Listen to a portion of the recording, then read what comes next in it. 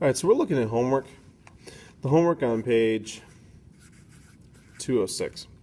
On page 206, we're talking about perfectly inelastic collisions. And inelastic collisions are collisions in which the things stick together.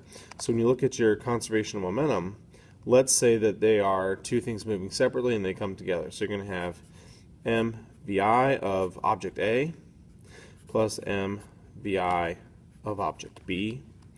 And objects A and B are going to come together, stick together, so you'll have combination of object A and object B together with a common velocity. That's velocity for both, because they're stuck together. Or sometimes you can have a thing where things are together and then they become apart. So here we'd have mass of A plus mass of B, and initial velocity of both of them. Imagine that you are on a skateboard skating down the street and you get knocked off the skateboard. Your skateboard have a velocity together with you, and you'd have a separate velocity, your momentum here afterwards. So this would be mvf of object A, sorry I didn't need that parenthesis, plus mvf of object B. So you can recognize mathematically that that is the same equation, just in reverse. So let's look at the problems we're trying to do here. We might not do all of them, we're going to do a couple of them here anyway. So like number one, we got a 1,500 kilogram car traveling 15 meters per second to the south, and a 4,500 kilogram car is at rest, and it looks like the car is going to rear end it. How fast do they go together?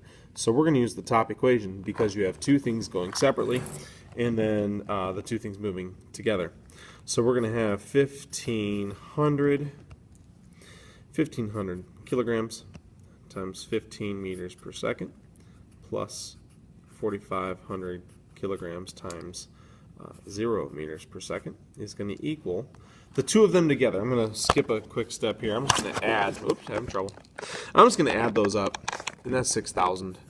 So 6,000 kilograms times V final. So I skipped a step there. I added them up.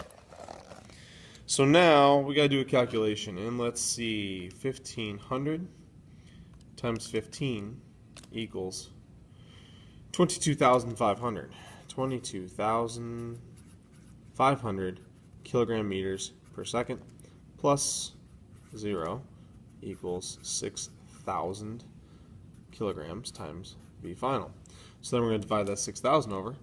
22,500 divided by 6,000, and I'm going to get a velocity final of 3.75 meters per second.